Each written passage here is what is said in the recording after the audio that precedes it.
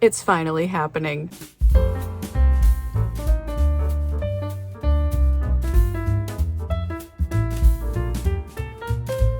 I cannot believe it. Okay, dream come true. Literally, dream come true. I'm not even kidding.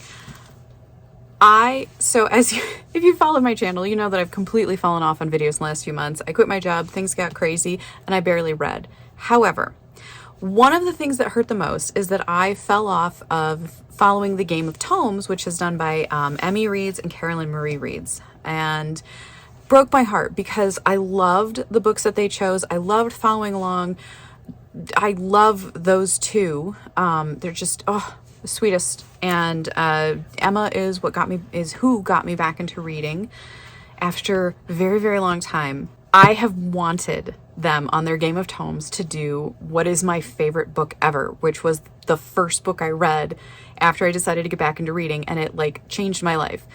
I've wanted to read this book once a year, every year for the rest of my life. And in 2023, because I read it in 2023, I was like, I'm going to reread it. I didn't get to it. It was a hard year. It was a messed up year.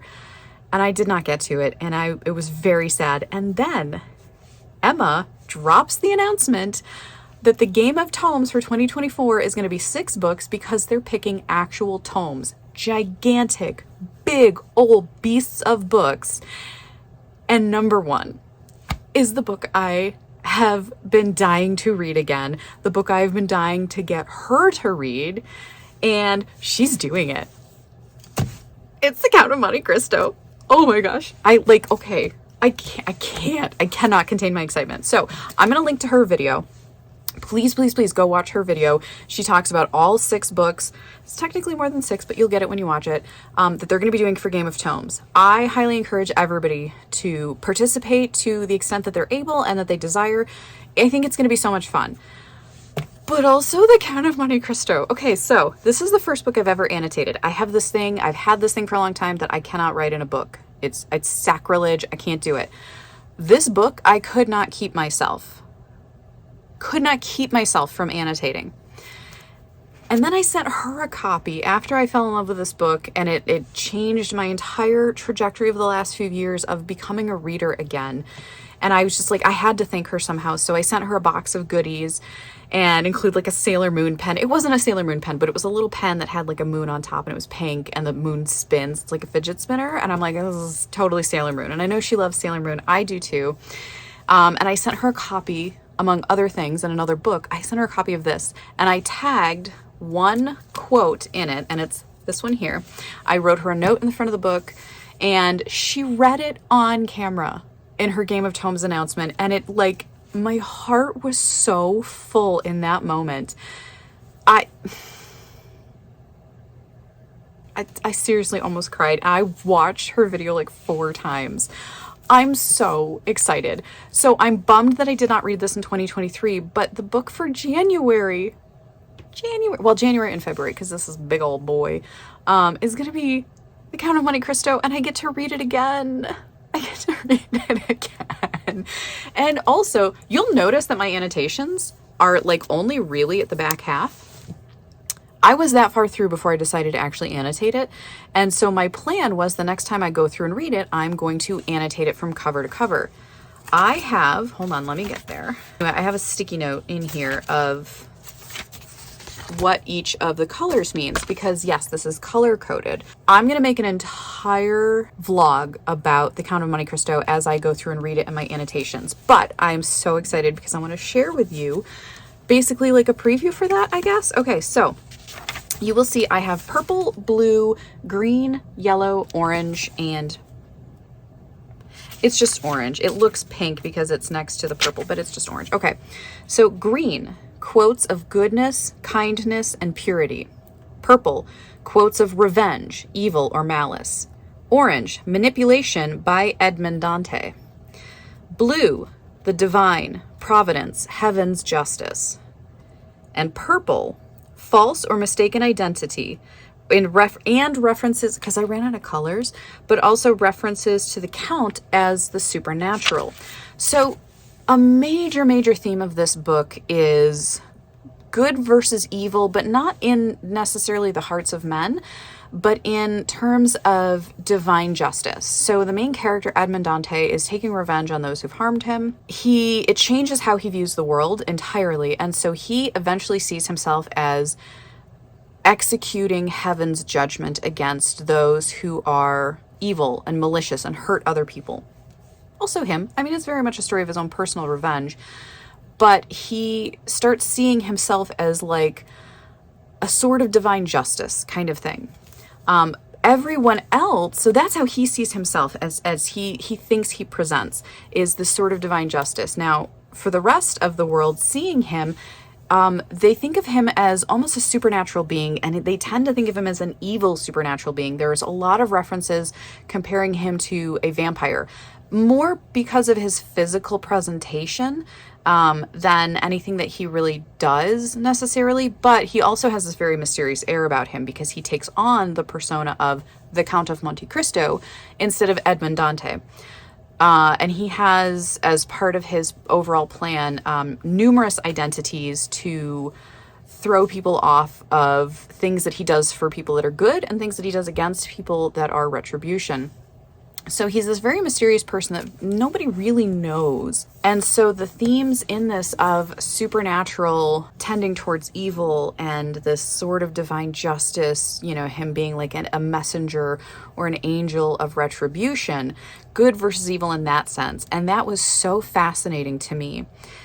He has in his heart such capacity for goodness and generosity and purity, and he values people that display those qualities. So he's not, I don't know, he's not just out there seeking revenge and causing havoc in the world. He's very meticulous in what he does and how he goes about it. And even looking for remorse and basically people giving up their evil ways, making amends for what they've done. He takes that into consideration. And you'd think like, okay, this book could be like half this long. It's 1,144 pages. I think Emma said that in her video. She actually went to the page, 1144. I got to the end of this and I'm like, okay, it needed to be double this long. I need to know so much more about the Count. Also, if you're going to read it, I beg you, read the full version. Please do not read, what's it called when they cut it down? Not annotated. It's right behind me and I'm going to show you, and I could just look at abridged. Starts with an A. It's abridged. Don't read the abridged. Any abridged, because look at the difference. Like, yes, this looks easy. Yes, I did fully annotate this one. Here's the thing, though. So much of the heart of the story is lost by what gets cut out in here. It's still, like, you get the beginning, and you get the middle, and you get the end. But the things that makes the ending meaningful, truly meaningful, to fully understand them, is completely lost in this. It's still a good book. Great book? Good book. Great book. Read this.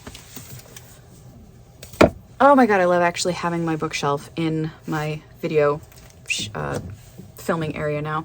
Okay, so I'm so excited about this. I cannot wait. I'm going to be starting January 1st on page 1. I've got, look at this. I got my annotation. I bought the kit, the case I already had. Every little thing in here I bought because of this book. I have colored tabs, and I have extras that I have like the actual original ones. I have highlighters that match the tabs, and they're erasable. Those are cool because I didn't want to like bleed through the page. So anybody, hey, if you guys have good recommendations for pens and highlighters that don't bleed through pages in books, please leave them below. Yeah, I need more. I need everything. I need it all. I need everything ever for books. I have a problem, but it's okay. It's a problem I don't want to solve. I'm so excited. I'm so excited. So I'm going to share with you, I still highly encourage you to go watch Emma's video, but she does read the quote in here, but I'm going to share my very favorite quote from this entire book. I would say it's probably his first major act of goodness after really taking on the persona of the Count. He helps somebody out.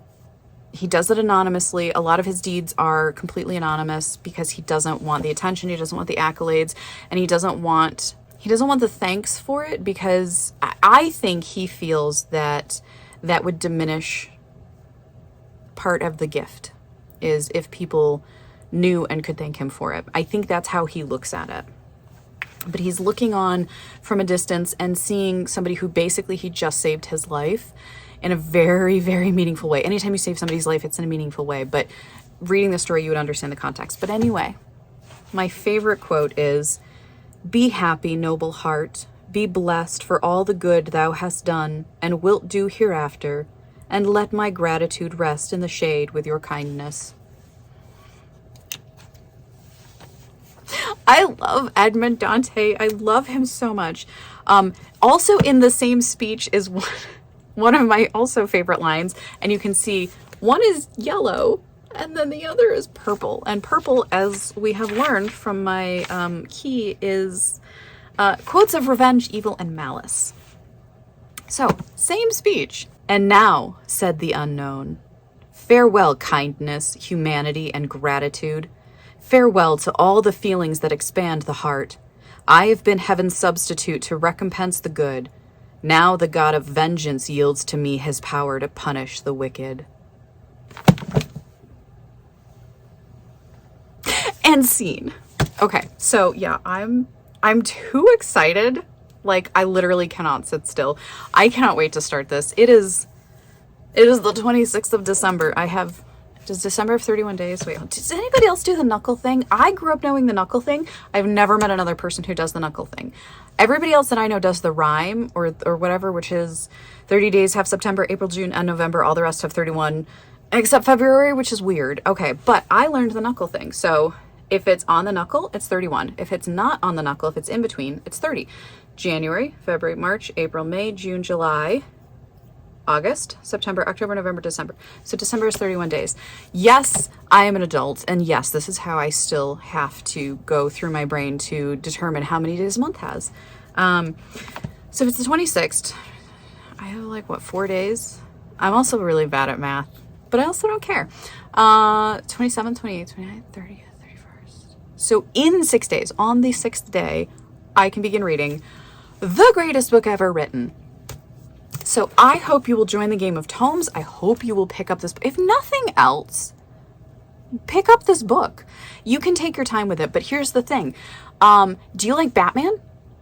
Then you're going to love this book. He's basically Batman, except he's also kind of willing to kill people, which, you know, Batman has a little, like, he doesn't, like, that's his one rule is, like, I don't kill people.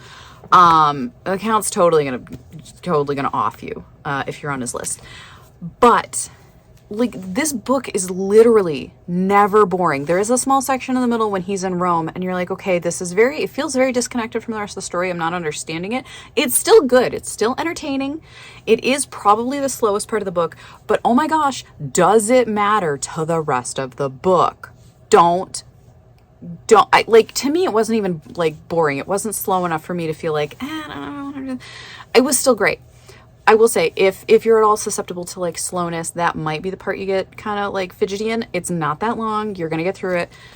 This book like rocketed along. And that's why I said when I finished it, I was like, I need another book. I need Count of Monte Cristo, the backstory, because there's so much this book doesn't even tell you about him, but you just get these little snippets and these little tiny side stories from people who knew him in between him like gaining this incredible wealth and then showing up again and like ready to enact his plan. There's like years in between that where he's like forming himself. It's like when Bruce Wayne went to, you know, train under Ra's al Ghul, which is from the Batman storyline under, was it Christopher Nolan, I think is the director, which is not really the authentic Batman storyline, but it doesn't matter. But anyway, like if you compare it, that's what it is. It's his like training and honing himself. Doesn't happen in the book. I want all of it. I want all of the stories. I want everything. I need, like, if we come up with resurrection technology in my lifetime, we're going to resurrect Alexandre Dumas and be like, you need to write his backstory. Write it down. Very excited. I need to chill. I need to calm the heck down because I'm working myself into a lather. And off camera, I just keep doing this. I just keep petting this book. I love this book. And I love this edition. Like, it's like got this weird rubbery, velvety texture. super affordable. Like, this book can be very expensive because it's so big, but if you can find this is the Barnes and Noble, I don't know what edition specifically. Oh, so here we go. The Barnes & Noble Signature Classics edition, where basically they're like, oh, well, I'll just read it. Barnes & Noble's Signature Classics series offers readers great works of literature in affordable, beautifully designed editions. Each book features an authoritative text chosen from respected sources. These books are essential reading for lovers of classic literature and a foundation for any home library. And then the cost of this, which is really weird to me, it's not actually on the book, whereas most of the time, oh yes it is. There it is.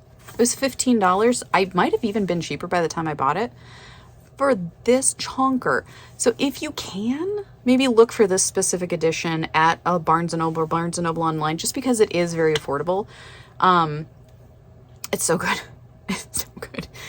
Please read it. Please, please, please, please, please, please, please. And if you have read it, please comment down below. If you plan on reading it, please comment down below. Tell me what you loved about it. Tell me what you're hoping to love about it when you read it.